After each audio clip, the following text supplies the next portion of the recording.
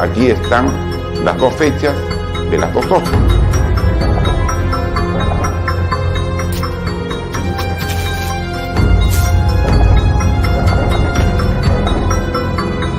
Crece la inversión pública, que la inversión privada está mejorando los niveles de confianza de la población.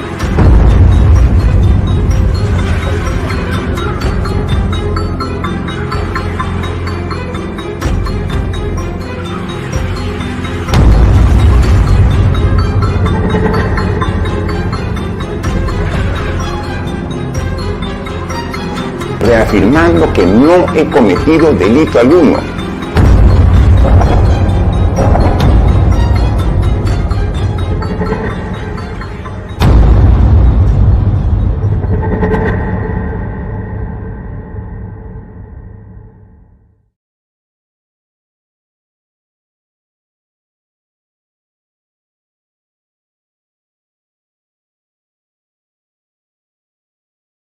Libro El perfil del lagarto. Tenemos el honor de tener una mesa de lujo hoy, acompañando al autor del libro, Carlos Paredes. Nos van a estar compartiendo sus comentarios en la mesa Melissa Pesquera.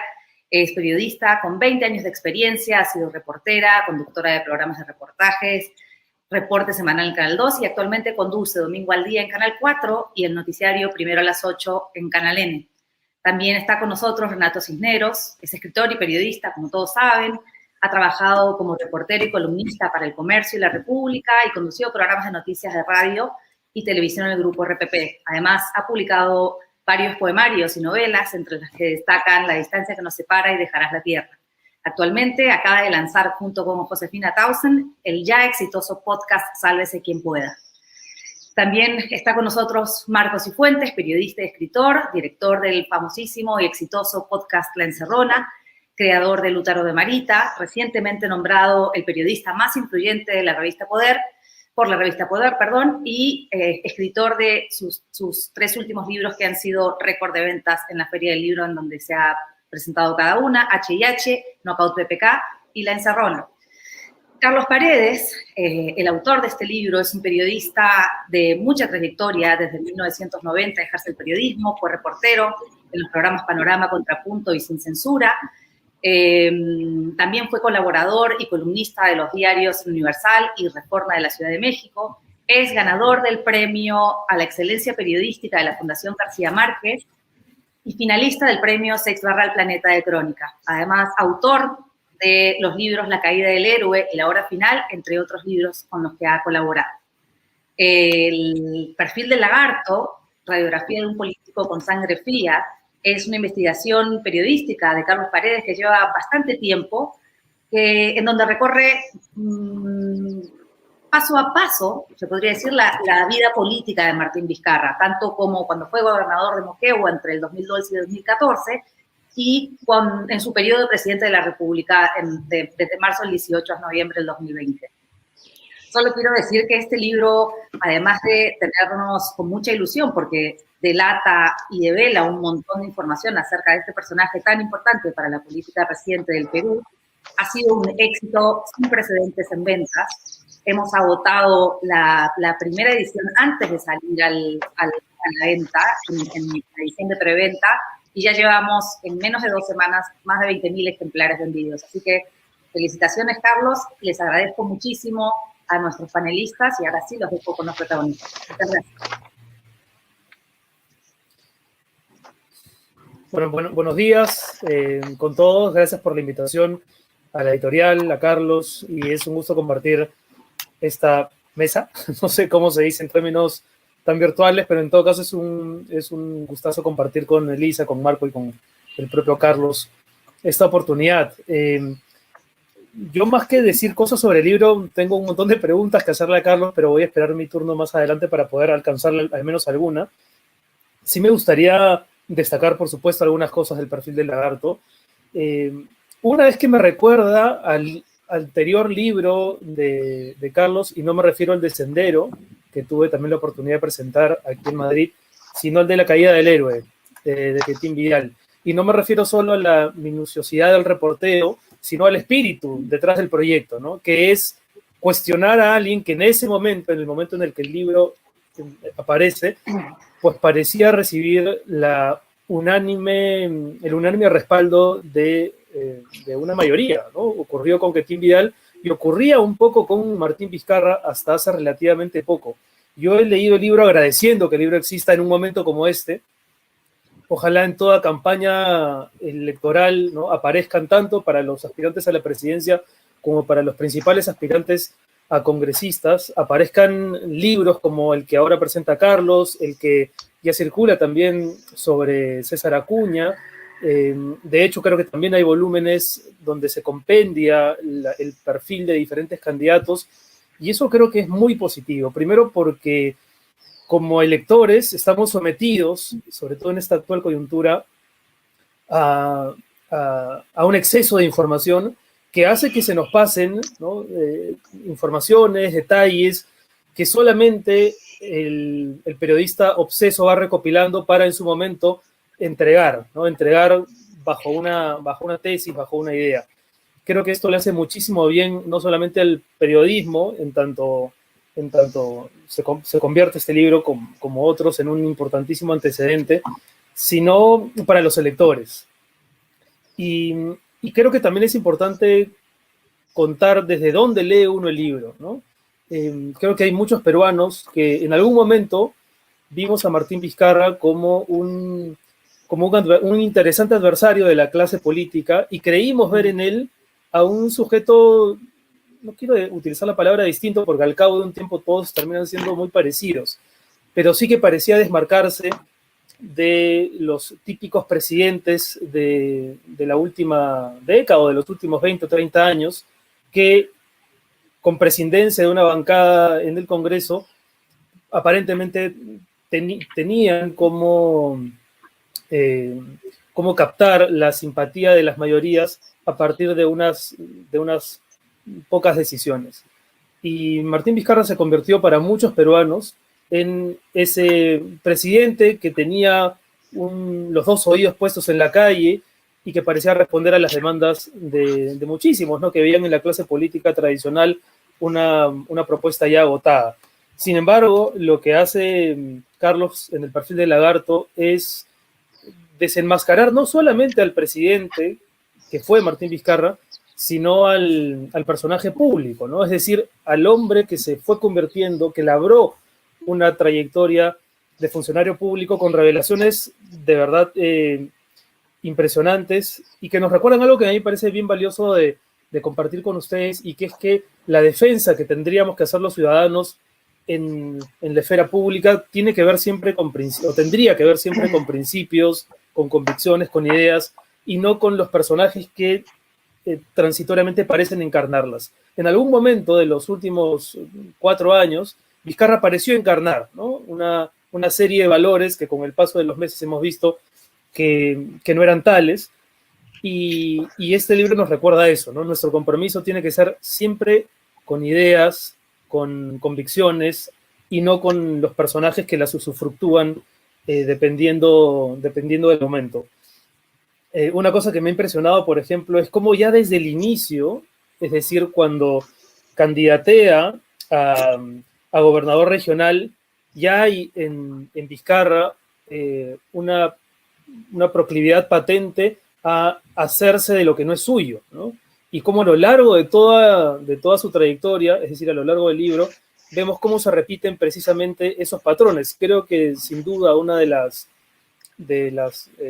más interesantes contribuciones que hace Carlos con el libro no es solamente el de dar revelaciones, ¿no? Que eso podría quedarse en un plano superficial, sino en el hecho de detectar patrones de conducta, ¿no? Patrones que al final del libro uno ya no le quedan pues dudas para definir a Vizcarra como un hombre claramente populista, y sobre todo para asignarle este rótulo que por mucho tiempo sus más entusiastas defensores se impedían de pronunciar, ¿no? Que me refiero al tema de la tradición, ¿no? Básicamente su trayectoria está hecha de pequeñas y grandes tradiciones que aisladas quizá podrían parecer criolladas, vivezas, pero que juntas de verdad que componen a un personaje de temer.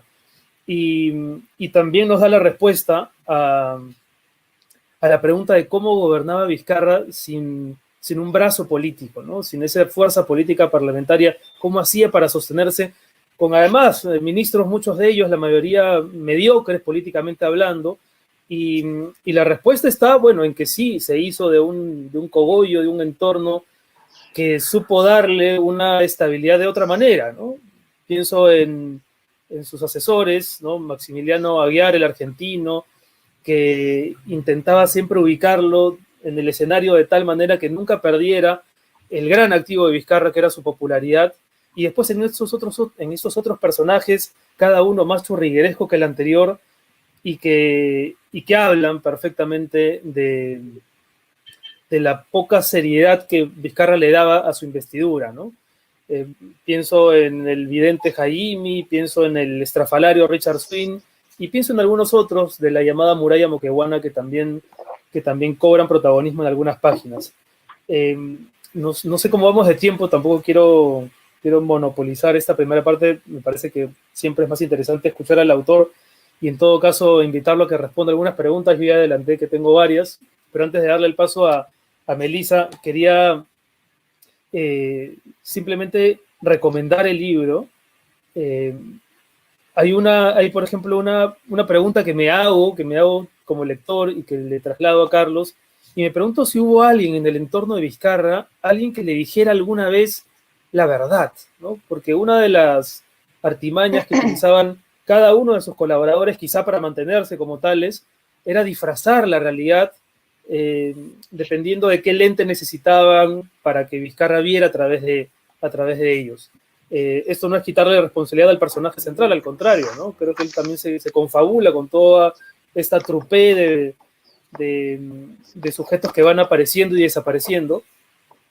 Y creo que es una gran lección la que nos deja el perfil de Lagarto a puertas de una elección en la que tenemos también que aprender los peruanos a ejercer la sanción electoral, ¿no? Por historia, uno podría pensar que no habrá sanción electoral para Vizcarra, a pesar de los muchos descubrimientos que se han hecho del personaje, incluso a pesar de este libro. Y sin embargo, la esperanza es que en el futuro textos como el perfil de Lagarto tengan una repercusión no solamente a nivel social, sino sobre todo a nivel electoral. Dejo a Melissa en el uso de la palabra y espero sumarme en un ratito a las preguntas. Gracias, Carlos, por el libro. Gracias, Renato. Gracias, Renato.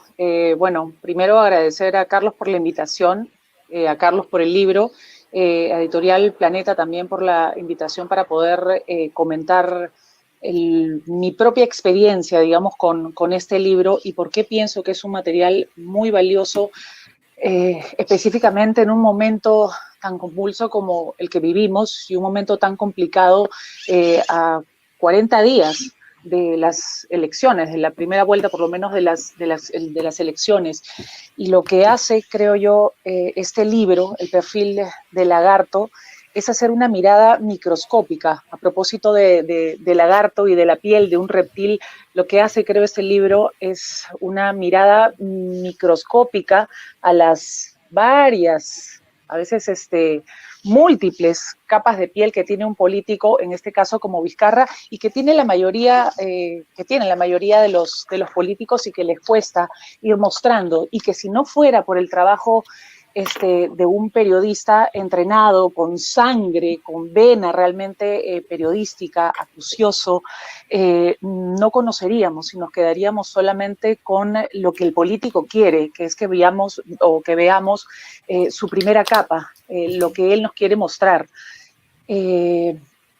Yo empezaría comentándoles que es muy importante, como decía Renato, la primera parte, el entender por qué Carlos escribe este libro y desde qué mirada, desde qué visión, desde qué ángulo escribe este libro. Lo hace como el periodista de más de 30 años, creo que tienes en periodismo, Carlos. Yo te conozco hace casi 20 años y he sido testigo de tu intensidad, de tu forma, digamos, de llegar a la verdad, de la forma en la que investigas. No te quedas con la primera, la segunda o la tercera capa, sino que vas mucho más allá. Y eso lo hace un periodista con espíritu. Y eso es lo más rescatable desde mi punto de vista, desde el punto de vista periodístico de este libro, que nos entrega mucho más de lo que podríamos ver en una hora de programa, en lo que podríamos ver en un reportaje o en lo que podríamos leer en las páginas de un periódico. Repito, este es un material muy importante en este momento en que Martín Vizcarra, luego de caer, luego de salir de la presidencia, decide lanzarse nuevamente a la palestra política, ahora como el número 1 de Somos Perú, y este libro nos permite conocer quién es realmente Martín Vizcarra. Algo que me llama la atención en lo que estuve meditando mientras estuve leyendo el libro es que todos los políticos en general tienen una preocupación constante, latente y primaria y primordial, ¿correcto? Que es cuidar su imagen pública por encima de todo y de todos. Y esto los puede llevar, como en el caso de Martín Vizcarra, a traicionar hasta su círculo más cercano. No importa cómo, no importa qué, no importa contra quién tenga que ir, con tal de cuidar esa imagen política y después utilizarla para su propio bien. El bien personal por encima del bien común, otra vez en la larga historia de nuestra política y de nuestros políticos. Y bueno, hasta cierto punto yo sí creo que hay que hacerle caso al pueblo, yo sí creo que hay que escuchar al pueblo, porque el pueblo merece ser escuchado, para eso elige a sus gobernantes, pero hasta qué punto se le puede hacer caso o hasta qué punto gobernar no en bien del pueblo, no en bien de un país o no en bien de la población, sino en bien de la imagen de un político, que es lo que creo que ha hecho Martín Vizcarra, que queda perfectamente retratado en este libro. Es para mí, o ha sido para mí, un libro absolutamente adictivo, un libro revelador que te mantiene permanente y con sed de más. Bueno, voy a leer aquí, pero no, quiero seguir viendo, y terminas realmente consumiendo el libro como si abrieras un chocolate, ¿correcto? Quieres comerte un cuadradito, dices, pero qué rico, Dios mío, qué sensación tan maravillosa, quiero más. Y vas avanzando así con este libro. Responde, de hecho, muchas interrogantes sobre el círculo de Vizcarra. A mí me ha tocado, reportar, transmitir día a día lo que ha sido una crisis permanente en hablemos solamente del Vizcarrato de estos últimos 2 años con Martín Vizcarra. Prácticamente todo cambiaba en el tiempo en que, en el que salía del canal y llegaba a mi casa, ya había pasado algo, ya teníamos y ya estábamos inmersos en otra crisis. Y eso es lo que ha sido prácticamente el gobierno de de Vizcarra, los últimos años de Vizcarra. Hemos vivido entre revelaciones, destapes, bombas periodísticas, mucha inestabilidad, avances y retrocesos, más retrocesos probablemente que avances, en zozobra y en una crisis permanente que ha sido pues pan de cada día en la vida política de nuestro país, lamentablemente, y esto nos ha agarrado, a diferencia de todos los gobiernos anteriores, nos ha agarrado en una pandemia y en una crisis sin precedentes. Entonces, por eso las decisiones y el modo de actuar de este político en particular ha tenido un impacto sumamente negativo, correcto, en el ciudadano de a pie. Bueno, decía que nos muestra el verdadero rostro de Martín Vizcarra, un político que supo manejar supo mostrar esa primera piel, correcto, tal cual la quería mostrar, pero tarde o temprano terminan, digamos, pagando las consecuencias de sus actos. Y hemos podido ver a través de este libro y a través de revelaciones, de otras traiciones, en fin, cuál era el círculo más cercano de Martín Vizcarra y el porqué de muchas de sus decisiones. La mediocridad creo que ha sido parte de su gobierno y de su círculo, ¿correcto? Y bueno, nada, hemos visto que en el caso del libro y en el caso de Vizcarra, hemos visto un político que ha pasado de ser casi un héroe, correcto, a convertirse no solamente en un villano, sino a formar parte del grupo de políticos de los que él despotricaba, de los políticos dinosaurios como los conocemos ahora. Así que en ese sentido es una herramienta muy valiosa y mi pregunta iría hacia Carlos, el entender por qué a Vizcarra, a pesar de que sí tenía, en este caso asesores, un asesor había en particular que sí, de su entorno más cercano, que sí le decía las cosas tal cual las percibía, tal cual las veía, con una mirada crítica, a diferencia de los demás, junto con Aguiar, que por eso fue separado. Pero ¿por qué separan? ¿Por qué los políticos en general y por qué Vizcarra termina separando a las voces de la razón o termina desoyendo las voces de la razón que pudieron ayudar a tomar mejores decisiones a un presidente en un momento sumamente complicado para nuestro país? Gracias, Meli. Tomo nota de tu pregunta. Me toca a mí, creo. Sí. Bueno, para empezar quería agradecer a Carlos, a Planeta, por incluirme en esta conversación, que a mí que me pasa un poco como Renato. Son más las preguntas que los comentarios que tengo, porque además, digamos que yo tengo esta experiencia de haber hecho 2 libros sobre presidentes y el proceso es fascinante. Entonces espero que Carlos nos cuente un poco de ese proceso y tengo preguntas sobre ese proceso, porque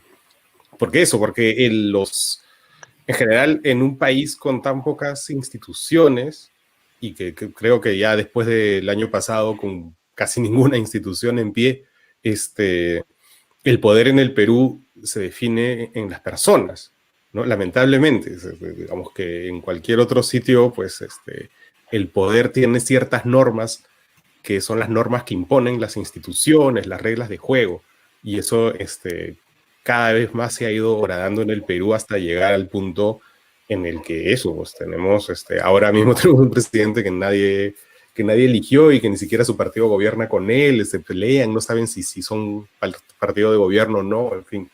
Entonces, este proceso de acceder al hombre que tiene el poder, a mí me parece fascinante, y era una de las cosas que cuando yo volví a hacer periodismo diario hace como un año y empecé a ver qué material había para, digamos, entender un poco el gobierno en ese momento actual. Una de las cosas que a mí más me intrigaba era la ausencia de reportajes sobre el entorno del poder. Que eso es algo que se suele hacer, ¿no? El clásico reportaje de todos los hombres del presidente, que se solía hacer pues, a los inicios de cada gobierno. Y que en el caso de Vizcarra nunca se hizo. Se empezó a hacer efectivamente ya el año pasado cuando pasó Richard Swing y empezó a saltar, se hizo moneda corriente lo de la muralla moqueguana. Pero antes de eso, hasta hace un año, digamos, no se sabía nada de de quienes rodeaban a Vizcarra. Y eso era, y eso creo que todos los periodistas tendríamos que hacer un mea culpa allí, porque no se escarbó en el poder. Y una de las cosas que yo celebro de este libro, que lo ha comentado Renato también ahorita, que es reconocer este espíritu iconoclasta que ya te tenido Carlos antes, sobre todo en el caso de Quetín Vidal, ¿no? Es decir, esta gente que pues llega con esta aura de heroísmo, de ser inmaculado, de representar algo. En un caso la lucha contra el terrorismo, en el caso de Vizcarra, irónicamente la lucha contra la corrupción. Y él pues lo ve con el saludable espíritu periodístico, que creo que es el que debe primar siempre, que es el que creo que debe primar en general con todos, ¿no? Que es salir de esta polarización agotadora en la que se define la política peruana hace, no sé, más de 20 años, ¿no? O eres tal o eres anti-tal, ¿no? O eres fujimorista o eres anti-fujimorista, y ahora eres vizcarrista o anti-vizcarrista, que es una palabra, no sé cuántos, al parecer según las encuestas todavía quedan. Entonces, eso a mí me parece interesante, es decir, la mirada del periodista que dice, bueno, el periodismo es publicar lo que nadie quiere publicar y todo lo demás es publicidad, ¿no? Entonces, estas cosas, eso me parece muy, muy valioso. Lo otro que es en general, que creo que a lo que aportan en general este tipo de repasos por la vida de alguien público y de alguien con poder, como ha sido el caso de Vizcarra, es que va apareciendo un patrón de conducta, ¿no? Es decir, más allá de los sucesos y las revelaciones, que el libro tiene un montón, lo que se va viendo página tras página yo diría que hay como dos características principales, ¿no? La primera, no quiero ser demasiado despectivo, pero la primera es la pequeñez de muchas cosas, ¿no? Lo poca cosita que suelen ser muchos asuntos. Richard Swing, Hayim, en general, ¿no? Y en general, todo parece ser como, la palabra no es mediocre, sino pequeño, ¿no? Y pequeño, pero a la hora que, claro, te sientas en Palacio de Gobierno, pues lo pequeño no empieza a funcionar, ¿no? Y lo otro es, más que la mentira, que creo que ahí pues es un patrón recurrente en todos los políticos, incluso más que la popularidad, que también me parece que, digamos, que todos los políticos quieren ser populares, y si logran serlo, mantener su popularidad, es como esta especie de estado de negación que a veces en el que parece entrar Vizcarra, es decir, digamos que esto es una interpretación ya casi psicológica, pero si tú ves suceso tras suceso de las cosas, hay como esta apariencia de, ¿cómo decirlo?, de estar bien para la visita, ¿no? Es decir, que los que están afuera vean la casa bien bonita, no importa que dentro se esté derrumbando todo, ¿no? Lo importante es que la visita, en este caso el electorado, o la ciudadanía, vea bien la casa bonita, ¿no? Que me parece que va un poquito más allá de la mentira en la que todos los políticos caen y del afán de popularidad en la que todos los políticos caen, ¿no? Hay una especie casi como de, no sé si desesperación es la palabra, pero ese patrón de conducta que es muy, muy recurrente, que a mí es lo que me ha llamado la atención del libro. Y ya para terminar, porque efectivamente yo también tengo un montón de preguntas, quiero destacar lo del acierto del lagarto, ¿no? La chapa. Nada como clavar una buena chapa, o resucitar o descubrir una buena chapa y ponerla en portada, ¿no? Porque la verdad es que ha sido para quitarse el sombrero de la chapa, así como que es también una buena tradición peruana.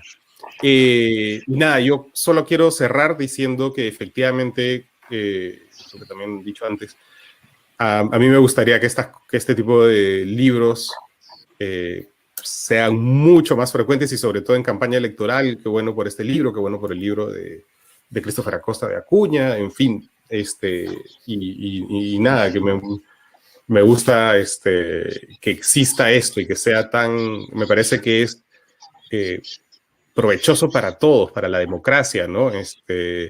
Y provechoso para además, insisto, salir de esta polarización en la que uno es una cosa y si no, y te defines por el anti de lo otro, ¿no? Y eso creo que es algo de un círculo vicioso del que tenemos que salir. A ver, no sé si va a hablar, si hablas tú, Carlos, ¿verdad? Ya la ansiedad me estaba traicionando para comenzar con las preguntas, pero te escuchamos, por favor. Solo para agradecer a ustedes, un lujo tenerlos a los tres comentando el libro, y agradecer obviamente a Planeta por apostar siempre por el periodismo de investigación, y creo que, como ustedes han señalado, son varios los libros que ponemos a disposición de los electores, de los ciudadanos, para que puedan ellos tomar una decisión más informada y, por lo tanto, ejercer la ciudadanía como hoy el Perú nos exige. Y para empezar con las preguntas, quiero responder la primera que lanzó Renato, sobre si en el entorno de Vizcarra hubo algún asesor o amigo que se atrevió a decirle la verdad y, por lo tanto, salir del patrón también que tenían sus principales colaboradores, que básicamente eran adulones que no aportaban mucho en la gobernabilidad. Y yo creo que sí. Hay uno que se llama Iván Manchego, que es un químico farmacéutico moqueguano, mucho menor que Vizcarra, probablemente 10, 12 años menor que él, y que llegan a ser muy amigos porque antes sus esposas se hacen íntimas amigas, ¿no? Y llega al círculo muy cercano de Vizcarra, y él le organiza la campaña cuando por segunda vez se presenta al gobierno regional de Moquegua, y hace que esa elección sea un triunfo para Vizcarra. Vizcarra ya se había presentado con el APRA, dividió también al partido aprista, traicionó a una facción, y lo que hizo es que ese voto también se dispersara, y perdió por apenas 402 votos la elección del 2006, ¿no? Manchego es un tipo que, a pesar que no tiene una formación política, digamos, no viene de las ciencias políticas, viene de la ciencia, en verdad es un tipo que estudió farmacia, pero sí tiene un sentido común bastante afiatado, y es el único que se atrevía a decirle con todas sus palabras las cosas que estaba haciendo mal. Tanto que no le duró mucho, ¿no? Porque Miriam Morales se encargó de cercarlo y aprovechó un mes que salió de vacaciones Iván Manchego hacia finales del 2019, se fue a ver a una hija que vive en Europa, estudia allá, y cuando regresó, simplemente no pudo ingresar siquiera a Palacio de Gobierno, y su gran amigo Vizcarra le dijo: te atiendo la próxima semana para decirte por qué ya no quiero contar con tus servicios, ¿no? En fin, y un poco antes hubo también otro personaje moqueguano, mayor que Vizcarra, mucho mayor, él frisa como los 70 años, un sociólogo, con una formación humanística muy sólida. Él estudió en San Marcos, y era una suerte de asesor político. De hecho, Marco ha reconstruido bien cómo llega al entorno de PPK, y llega por dos vertientes, ¿no? Llega por el lado de Gilbert Violeta y el ex ministro de Agricultura, ¿no? Pero también llega por el lado de César Caro Jiménez, que tenía ahí algunos contactos con PPK, porque lo había conocido cuando PPK estuvo de ministro de Energía y Minas en el segundo gobierno de Belaúnde, ¿no? En los 80s. Caro Jiménez también sabía decirle a su estilo, no era tan confrontacional como Iván Manchego, pero sí sabía oponerse, a decirle esto no va, y argumentándole, ¿no? Él también rápidamente fue expectorado del entorno de la muralla moqueguana, así que sí hubo gente con voces más sensatas, pero que fácilmente fueron expectorados, porque lo que quería Vizcarra, y es uno de sus patrones de conducta, es tener adulones y no tener asesores de verdad, ¿no? Ahora sí podemos empezar la rueda de preguntas, que creo que esto va a estar un poco más interesante con las preguntas de ustedes. Bueno, una cosa que yo quería destacar es que me ha sorprendido, o quizá no tanto, que Vizcarra insista en negar todo, no todo lo del libro. Ha dicho que ni siquiera la chapa del lagarto la reconoce, ya impelido a los periodistas para que vayan y le pregunten a sus familiares si efectivamente él fue conocido en algún momento como el Lagarto, lo cual me parece una pésima estrategia porque solo redunda en más publicidad para el libro, ¿no? Es decir, si el personaje del libro me dice no lo leas, no lo compres, el efecto va a ser absolutamente melcochita, ¿no? Me va a provocar mucho más comprarlo. Si él me dice que es mentira, me va a provocar leerlo todavía con doble interés. Vizcarra lo que debería hacer, si quisiese disuadir a los lectores o a los potenciales lectores del perfil del Lagarto, lo que debería decir es, todo lo que sale ahí es verdad, ¿no? Es casi como, yo lo he autorizado, vayan y cómprenlo. Pero no, sigue mal asesorado y entonces dice que todo es mentira. Y claramente no es mentira. Yo quería, para no lanzarte tampoco tantas flores, Carlos, para que esto no sea una florería o un vivero, todas las flores, por supuesto, están justificadas, quería hacerte una pregunta, digamos, incómoda, ¿no? Que nace además de también una línea suspicadas de los vizcarristas respecto de ti, ¿no? Que han dicho que este es el libro escrito por un topo, en fin. Pero sí hay una cosa que me llamó la atención al inicio, cuando tú haces el disclaimer respecto de la relación con Mercedes Araoz y señalas, ¿no? Pero el tiempo le está dando la razón a Mercedes. Lo digo abiertamente porque sé todos los detalles de esta relación que no está incluida en este libro porque no tengo ni la distancia de la imparcialidad suficiente para contarla. Lo que me hizo preguntarme si tú te sientes con la distancia y la imparcialidad suficiente para contar la historia de Vizcarra, a quien conociste, digamos, en el propio Palacio de Gobierno. Sí, gracias Renato por la pregunta. Como tú dices, en el libro no está incluido ni la traición de Vizcarra a Pedro Pablo Kuczynski, que se inicia desde mi perspectiva el día que él renuncia a ser ministro de Transportes en junio del 2017. Ya tenía conversaciones con el fujimorismo. El fujimorismo estaba preocupado porque existía la posibilidad de que, vacado PPK, los dos vicepresidentes, tanto Vizcarra como Mercedes Araoz, renuncien, solidarizándose con PPK, y entonces lo que quedaba era que asuma el presidente del Congreso, que en ese momento era Galarreta, y que convoque elecciones de inmediato. Ahí los fujimoristas no tenían la seguridad ni de tener la mayoría absoluta que tenían con 73 al principio en el Congreso, ni mucho menos de que Keiko Fujimori salga presidenta porque había devaluado, dilapidado completamente su capital político, ¿no? Así que lo que hicieron fue convencer a Vizcarra y se hizo a través de varios operadores, entre ellos Daniel Salaverry, que después ha terminado siendo su socio entrañable, ¿no? Todo eso yo lo he vivido de cerca, todo eso da para otro libro completo, quizá Marco lo pueda escribir, y lo ha escrito también, de hecho, ¿no? Al detalle. Y respondiendo a tu pregunta, yo creo que sí me siento con una distancia de ciudadano, porque yo no he trabajado con Vizcarra cuando fue ni director ejecutivo de Pasto Grande, ni cuando fue gobernador de Moquegua, que salió además con laureles, ¿no? Como uno de los gobernadores más exitosos. Y si uno empieza a mirar con detalle, como dice Melissa, microscópicamente su gestión, vamos a encontrar que ha sido absolutamente mediocre, corrupta, y además ha tenido éxito para apropiarse de trabajos anteriores. El trabajo de la educación lo hizo la tía de su esposa, y con 4 o 5 años de anticipación, y cuando él entra en el 2011 y se hace la primera prueba, y Moquegua sale como el lugar donde los adolescentes tenían mayor comprensión lectora y razonamiento matemático, es porque se había trabajado unos años antes. Más bien cuando vuelven a hacer la prueba en 2014, Moquegua baja, y esa sí es la gestión de Vizcarra al respecto, ¿no?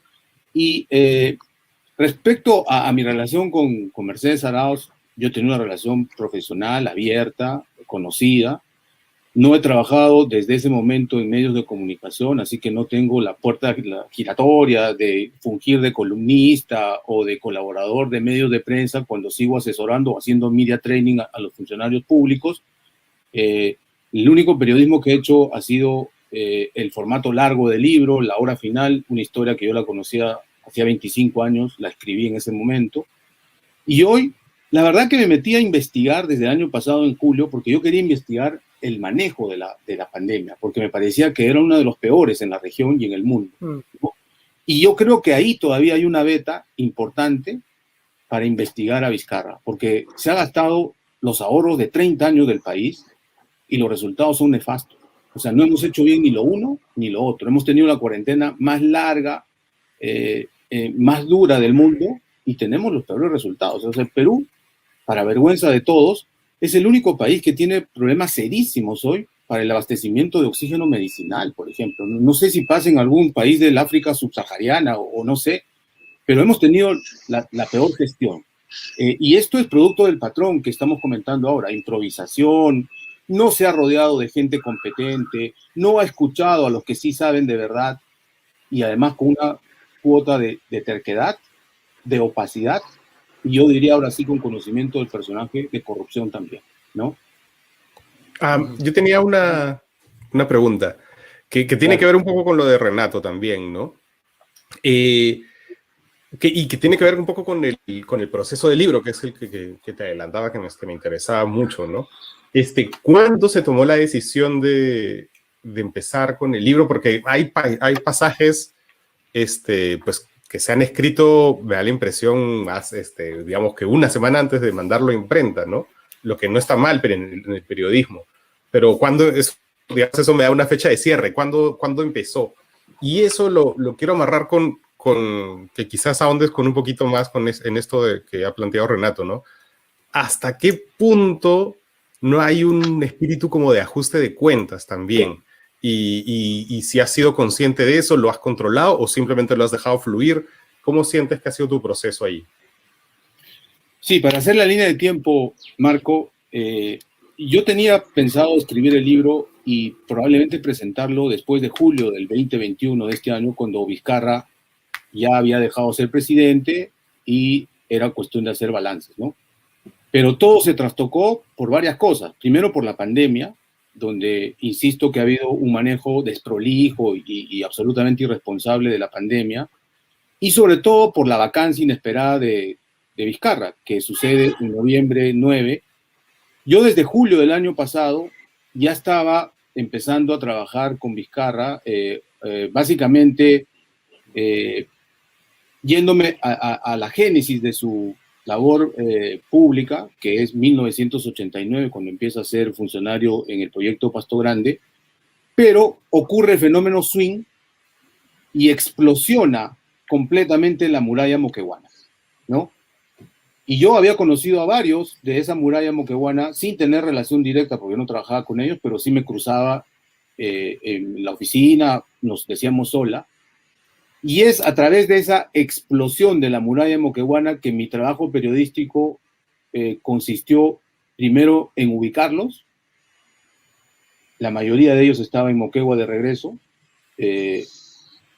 En convencerlos a que confíen en mí y me entreguen la información relevante que ellos guardaban. Y básicamente, con esa información, hacer el cruce respectivo para publicar lo que puedo probar. De hecho, hay cosas mucho más fuertes que no están en el libro porque simplemente no he podido corroborar, no he podido contrastar, no he podido confirmar, ¿no? Entonces el trabajo ha sido complementado por las circunstancias y yo creo que con gran ayuda de Vizcarra, porque Vizcarra ha hecho que todo esto suceda y me ha dado la gran oportunidad de tener a media muralla moqueguana colaborando para este libro, ¿no? Obviamente... el trabajo ha consistido en corroborar el tema, ¿no? Ahora, tu palabra de ajustes de cuenta, yo creo que como ciudadano sí hay que ajustar las cuentas a los gobernantes, ¿no? Y en ese sentido sí tiene esa cuota de ajuste de cuentas porque además por múltiples razones, y lo voy a decir abiertamente, ningún canal empezó a investigar a Vizcarra. Y cuando yo me he ido a Moquegua, y ahí lo he estado ahí 10 días, muchos, no solo periodistas locales que han sido combativos con Vizcarra, sino incluso autoridades que han denunciado a Vizcarra en su momento, me decían, tú vienes de Lima y va a pasar lo mismo que ha pasado con tus colegas, que vinieron, recogieron información, se llevaron todo y nunca publicaron nada. Yo por lo menos sé que hay una unidad de investigación, porque lo he corroborado, y he hablado con el periodista que viajó a Moquegua y estuvo 10 días también ahí levantando información. Un canal muy importante de televisión desde el año 2016 tenía todo el tema de Vizcarra de su gestión en Moquegua y nunca publicó nada. En fin, no sé, tendrán sus razones, pero entonces me metí a investigar por eso, porque si bien había 2 libros de Vizcarra ya publicados en 2019, el libro de Martín Riffel es muy importante porque lo reportó en otras circunstancias. La muralla moqueguana no estaba destruida y por lo tanto no tuvo ese acceso importantísimo a esa información, pero a pesar de eso ya nos dio una luz muy importante del perfil del político Vizcarra, ¿no? Empezamos a conocer temas de traición e incluso detalles de su formación política en Moquegua. Así que yo creo que los 3 libros se pueden complementar, cada uno tiene una visión distinta. El primer libro creo que me parece que el de Rafaela León tuvo mucho acceso al personaje. Desde mi punto de vista le faltó distancia para escribirlo. Y el libro de Martín me parece que da unas primeras cuotas en medio de una coyuntura distinta, valiosa la reportería de él también en Moquegua. Y todo eso me ha ayudado a complementar esta parte desconocida con algunos detalles que básicamente los he obtenido por acumulación, ¿no? Y eso sí, debo decir que mi experiencia trabajando con el Palacio de Gobierno me ayudó muchísimo a entender también las claves del poder que se movían alrededor de la muralla moqueguana, ¿no? Yo quisiera, si me permiten, preguntarte más directamente sobre el tema que estamos tocando. ¿Cómo decides escribir el libro? ¿Cuándo decides escribir el libro? Pero más que eso, ¿por qué decides escribir el libro? Y la pregunta sería si es que en realidad al trabajar con Mercedes Arauz, primero amiga, vicepresidenta de PPK, compañera además de Martín Vizcarra, decía además amiga, y luego enemiga, siendo tú identificado como también enemigo, habiendo perdido el trabajo prácticamente por decisión del mismo Martín Vizcarra, con la caída de Vizcarra, la ascensión efímera de Mercedes Arauz, la forma en la que termina saliendo del gobierno Mercedes Arauz, si no es por ahí, si esa espada, digamos, allí atravesada en la espalda, no es el inicio o el impulso, en realidad, para escribir este libro. Buena pregunta, Meli. Sí, el expresidente Vizcarra ha dicho una serie de imprecisiones que hoy las voy a aclarar. Él dice que a mí se me sacó de Palacio porque Mercedes Arauz renuncia el 1 de octubre y por lo tanto yo perdí el trabajo. No. A mí se me sacó el trabajo antes, en agosto del 2019. Y no tengo ninguna espada clavada porque la verdad me ha ido muchísimo mejor trabajando después de Palacio. O sea, no es un tema de que me quedé sin empleo, al revés, me fue mucho mejor. La otra imprecisión que ha dicho es que yo he escrito el libro en una semana. Y la verdad es que ahora voy a hablar con Mafe porque soy un súper talento del periodismo peruano que puede escribir un libro en una semana. Ni Renato Cisneros, con la pluma que tiene, podría escribir un libro en una semana. Pensé que ibas a decir con el tiempo libre que tiene. Bueno, y la otra imprecisión gruesa de este señor dice que hay rabia y hay... No, para nada. Y que esto es parte de una campaña, ¿no? Para poner la línea de tiempo, yo empiezo a investigar a fondo desde julio, porque me centro en el manejo de la pandemia. Aparece la vacancia, entonces decimos en julio del próximo año este libro no va a tener razón de ser, vamos a hacerlo antes, ¿no? Y empezamos a trabajar.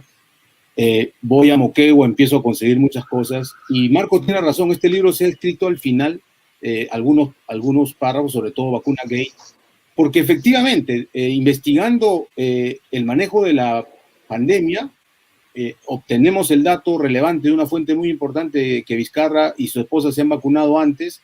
Hacemos el trabajo de investigación periodística casi de manual, ¿no? Buscando fuente aquí, allá. Habían 3 fuentes que tenían las versiones concordantes y coincidentes, fuentes que ni se conocían entre ellas. hablamos con el propio doctor Málaga y él nos responde cifradamente si es verdad lo que tú dices. Y entonces pasamos a lo que yo le llamé la fase 3 de esta indagación, que era hacer pública la denuncia. Ya en el libro no lo voy a espolear, pero cuento detalles de eso. Y buscamos la respuesta pública de Vizcarra. Así que esa respuesta pública de Vizcarra la tuvimos que incluir en el libro, cuando el libro ya estaba a punto de irse a imprenta, y por eso que sí ha tenido un cierre periodístico al fragor de los últimos acontecimientos, porque con Víctor Ruiz, que es el editor del libro, coincidíamos de que tenía que estar lo más actualizado posible. Y debo decir también, en honor a la verdad, que el perfil de Lagarto es un título que se le ocurrió a Víctor Ruiz, como buen editor que es, porque yo le conté qué cosas le decían a Vizcarra, y no solamente le decían Lagarto, y eso me lo ha dicho, y se lo voy a tener que contar al expresidente porque dice que todo es mentira. Bueno, su primo hermano, que es un contador aprista que vive en Moquegua, que se llama Luis Velázquez Cornejo, él me contó detalles de por qué le decían Lagarto a este señor, ¿no? Además le decían paloma de catedral, billetera de fierro y otras cosas más, que podemos luego explicar por qué. Pero básicamente esa es la línea.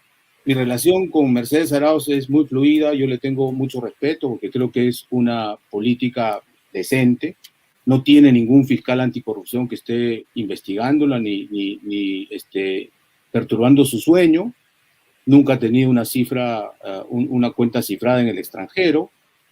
Como cualquier política, tiene virtudes, tiene defectos, ha tenido hierros también en su vida política, pero yo creo, conociendo ahora más al expresidente y conociendo a la expresidenta, yo creo que es el agua y el aceite en cuanto a decencia política, ¿no? Y ella ya escribió sus memorias con la versión que quiere contar, y creo que los que quisieran conocer eso lo pueden leer de primera fuente, ¿no? Si me permiten, por favor, permíteme. No. Todos nos peleamos. Yanquempo. No, Melissa, vamos con Marco, para terminar Melissa, con Marco, y ahí Melissa y Renato. ¿Primero quién? Denle. Tú, Marco. Ya, buenas. Voy a aprovechar entonces. Solamente una cosa que es que sí, no sé si, creo que no es exactamente el espíritu del libro, pero sí me gustaría que me digas o que me aclares una duda, ¿no? Porque mal que bien, con todos los defectos que tú mismo has encontrado en Vizcarra ha sido el político peruano más exitoso del siglo, probablemente, ¿no? Desde Fujimori no hemos tenido otro presidente con tanta popularidad. Entonces, y digamos que creo que en el libro hay algunos elementos que podrían justificar eso, pero ¿cuál es tu visión de por qué? ¿Cómo sucedió? ¿Cómo puede haber sido alguien con las características en las que tú incides en el libro? Eso, probablemente el político más popular de los últimos 20 años. Sí, yo creo que porque la gran mayoría de peruanos no conocía el lado B de Vizcarra, que no era un tipo anticorrupción, sino era un corrupto que traía una mochila desde Moquegua, solo que nadie la conocía ni sabía el peso de esa mochila, ¿no? Segundo, porque los peruanos estamos absolutamente decepcionados de nuestra clase política en general, en todos los espectros, ¿no? O sea, si vemos desde Susana Villarán hasta PPK, recorriendo toda la línea ideológica de izquierda a derecha, todos fallaron, ¿no?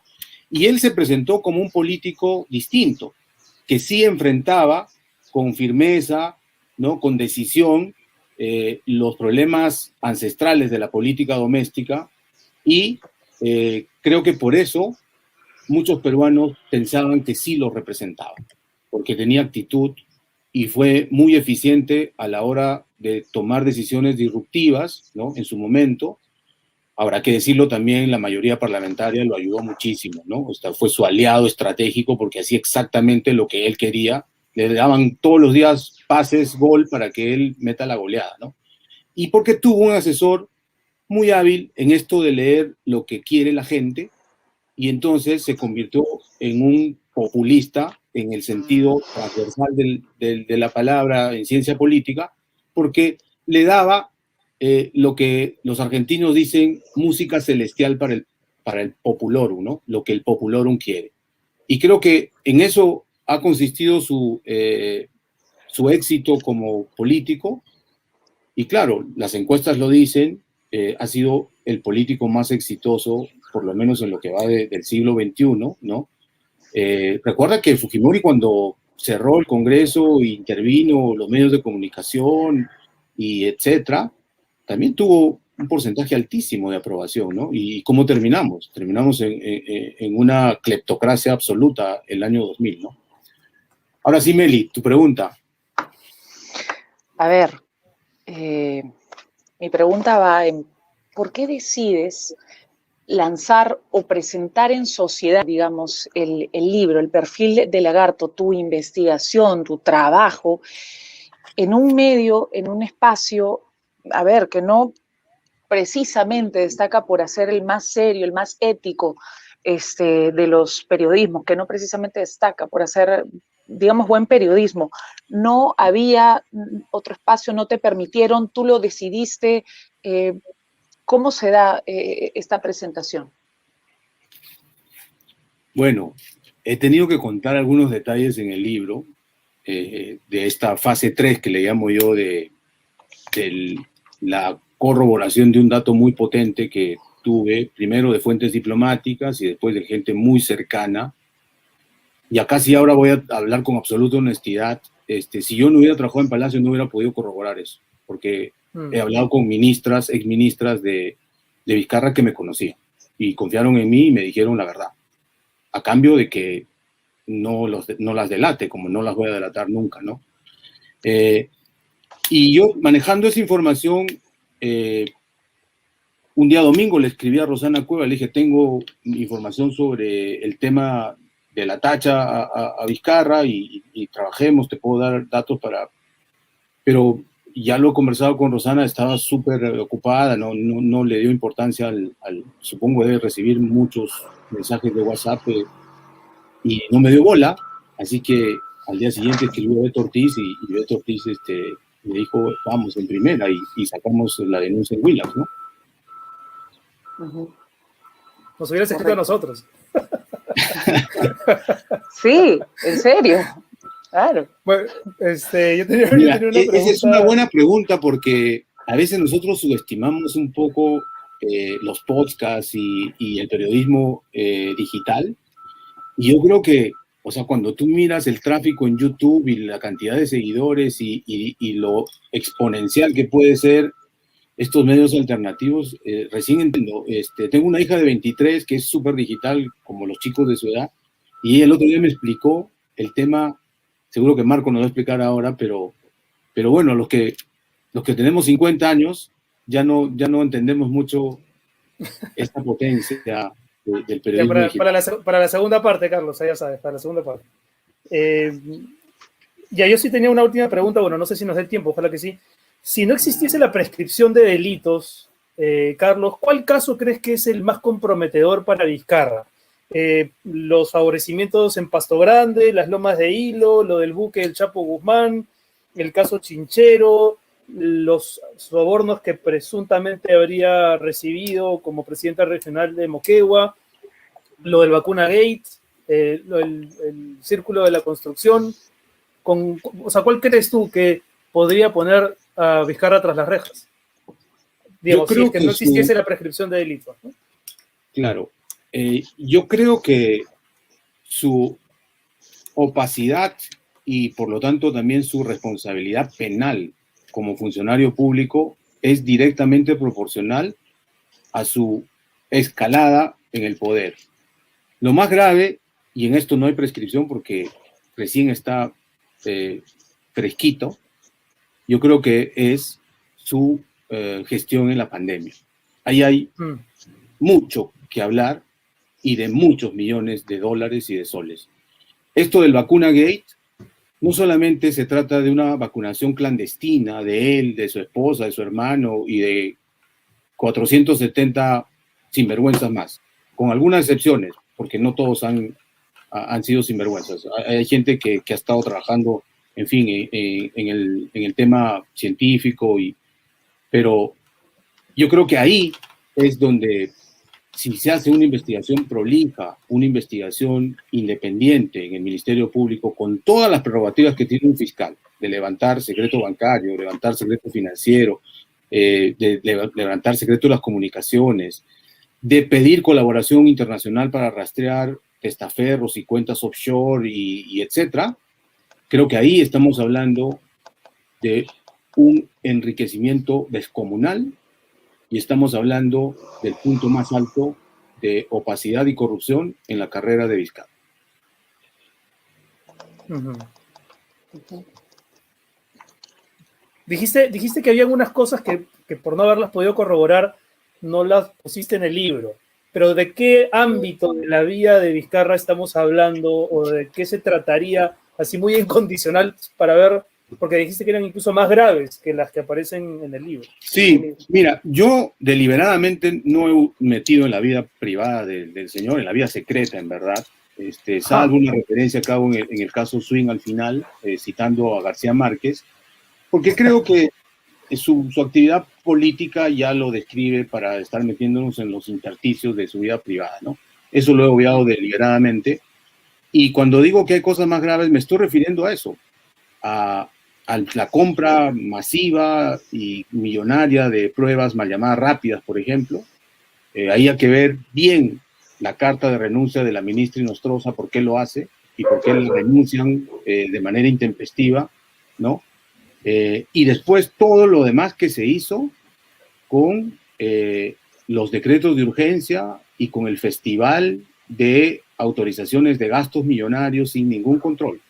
Ahí estamos hablando de 50.000 millones de soles que se han gastado del erario público y hay que ver cuánto no se hizo de manera absolutamente prolija y de manera clara, transparente, ¿no? Uh-huh. De eso estoy hablando. Tengo muchos indicios, pero un periodista no tiene la capacidad de corroborar esas cosas y por eso es que no he publicado nada al respecto del libro, ¿no? Correcto, el tiempo a veces es enemigo de un periodista. Si me permites, por favor, a ver, una pregunta más que yo sé que le va a servir mucho a los periodistas que se están formando o a quienes se preguntan, leyendo el libro, ¿cómo lo logra? Porque no es la primera vez, pasó también con la caída del héroe, con la vida de Quetín Vidal, en fin, con el libro de Quetín Vidal, que al menos yo me sorprendí y me hice la pregunta en aquel momento de cómo Carlos logra convencer a personas cercanas, desde la infancia, de la vida, de la política, de los personajes, como en el caso de Vizcarra, como en el caso de Quetín Vidal en su momento, para que te suelten lo que nosotros los periodistas conocemos como la pepa, para que te den esa cantidad de información tan relevante que cambia completamente la imagen de, por ejemplo, en este caso de un político, ¿no? Y lo lleva de héroe a villano. Es decir, ¿cómo logras convencer a estas personas de que te suelten pepas, tamañas pepas? Mira, no tengo ninguna habilidad extrasensorial como Hajimi para hacer eso. Es simple. Los protagonistas me ayudan, porque la fidelidad es una avenida de doble vía. Cuando alguien traiciona al otro, ese otro traicionado normalmente se convierte en lo que Santoro decía, las viudas de poder, ¿no? Y no me refiero a las mujeres, para nada, también hay hombres viudos de poder, ¿no? Y entonces lo que hago es tratar de mirar, observar quién puede tener información relevante y que ya esté dispuesto a decirla por alguna razón, que a veces es personal, despecho, lo que quieras, porque los periodistas sabemos que toda fuente, absolutamente toda fuente tiene un interés, que puede ser subalterno, legítimo, incluso mezquino, pero nuestra chamba consiste en verificar si ese interés de la fuente coincide con el interés público, que eso es lo que nosotros defendemos. Entonces esa consistió mi chamba, tanto en el tema de Vidal, donde un corredor al que se le debía plata y estaba resentido fue el detonante de la historia, un corredor de bienes raíces, y aquí una muralla destrozada, explosionada, que tenía muchas ganas de hablar y claro. Entonces lo que hemos hecho simplemente es escucharlos, recoger lo que tenían y confrontar toda la información que nos dieron, ¿no? Pero llegas también a amistades como, por ejemplo, Camilo Valencia, ¿correcto? Valdivia, sí. Camilo Valdivia, que te abre las puertas y te empieza a contar todo, y en el libro esa parte es súper rica, ¿no? Porque terminas también desnudando a esta persona. Sí, yo fui a buscar al mejor amigo de Vizcarra, Moquegua, tiene él una bodega donde vende pisco y obviamente me presenté como periodista, soy fulano de tal, hasta me he tomado fotos para que después, como van a negar y ya tener la evidencia pues de que sí estuve con él, ¿no? Pensé que ibas a decir hasta me he tomado piscos para... No fue necesario, porque el señor empezó a hablar compulsivamente y yo también tuve que pararlo porque me contaba todos los secretos, ¿no? Pero claro, lo mismo me ha pasado con algunos otros personajes, ¿no? Que son del entorno vizcarrista y algunos con mucha reticencia, pero al final me han atendido con respeto y yo he hecho las preguntas que he considerado y ellos, si no han querido responder, no han respondido. Como a Vizcarra lo he buscado también para conocer su versión varias veces, he hablado con su jefa de prensa, quedó en hacer la gestión, pero al final ya simplemente no me respondió, ¿no? Y esa no respuesta es una respuesta contundente, no queremos hablar. Igual con todos los demás, con Oscar Vázquez, con Miriam Morales, con todos, absolutamente todos, hemos hecho el protocolo de los periodistas que trabajamos hace tiempo con un protocolo profesional como debe ser, ¿no? Vale, bueno, se nos acabó el tiempo, lamentablemente. Yo quería hacerte una última pregunta, si me permiten los periodistas que nos acompañan, pero tiene que ver con esto que saliste a comunicar a la prensa hace unas semanas respecto a las amenazas que recibiste tú y una de tus fuentes. Es una pregunta que también en algún momento se la hice a Paola Ugaz y a Pedro Salinas, ¿no? O sea, más allá de la obviedad de la respuesta de que esta es tu pasión y de que esto es tu oficio y es lo que te gusta hacer y lo que amas hacer, ¿por qué seguir? ¿Qué es lo que te lleva a seguir adelante en una investigación en la que puedes poner en riesgo tu vida, la de tu familia, la de tus fuentes? O sea, ¿qué se busca después de que te amenazan, ¿no? ¿Cómo se sigue? Mira, la respuesta es muy simple, María Fernanda. Es lo único que sé hacer en la vida y es mi pasión. O sea, es como el trapecista que va a tener que ganarse la vida el resto del tiempo haciendo eso, ¿no? Y yo creo que ahora hay como maneras más burdas por un lado y sofisticadas por otro de amedrentar a los periodistas, ¿no? Y una de las cosas es lo que le pasa a Pablo Ugaz y a Pedro Salinas, que es el acoso judicial, ¿no? También hay el acoso a través de las redes, la difamación, todos estos central trolls que se juntan y trabajan de manera coordinada para tener además mensajes como muy parecidos dentro de una narrativa. Y lo que ha pasado con el libro ahora, y lo voy a contar, es una cuarta manera de descrédito que yo no lo tenía seteado en mi experiencia periodística, es que han pirateado el libro, han modificado el contenido del libro, le han puesto fotos incluso, y está circulando una versión totalmente apócrifa. Supongo que cuando alguien lea y diga qué irresponsable es este periodista para escribir lo que ha escrito, ¿no? Entonces es una cuarta manera que están buscando de acosarnos, pero ya les decimos, el libro es uno solo, está ahí y es el que ha editado Planeta, ¿no? Pero están permanentemente innovando también los acosadores de la prensa. Bueno, en todo caso, hacer periodismo de investigación en el Perú y ahora, sobre todo en los países de Latinoamérica, es una tarea muy difícil, requiere mucho tiempo, requiere una inversión que no está disponible, lamentablemente, para la investigación en los medios hoy. Así que muchísimas felicitaciones, Carlos. Gracias, Renato. Gracias, Marco. Muchísimas gracias, Melissa. Ha sido una conversación sumamente interesante. Estoy seguro que más de uno va a querer repetirla y volverla a escuchar una vez que salga al aire. Les mando un abrazo muy fuerte, cuídense mucho y gracias nuevamente. Gracias a todos. Gracias, Carlos. Gracias, Melissa, Fernanda, Marcus. Gracias a ustedes.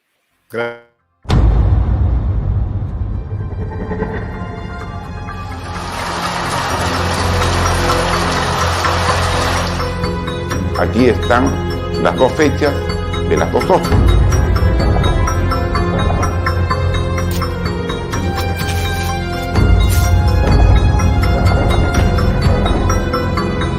Crece la inversión pública, que la inversión privada está mejorando los niveles de confianza en la población.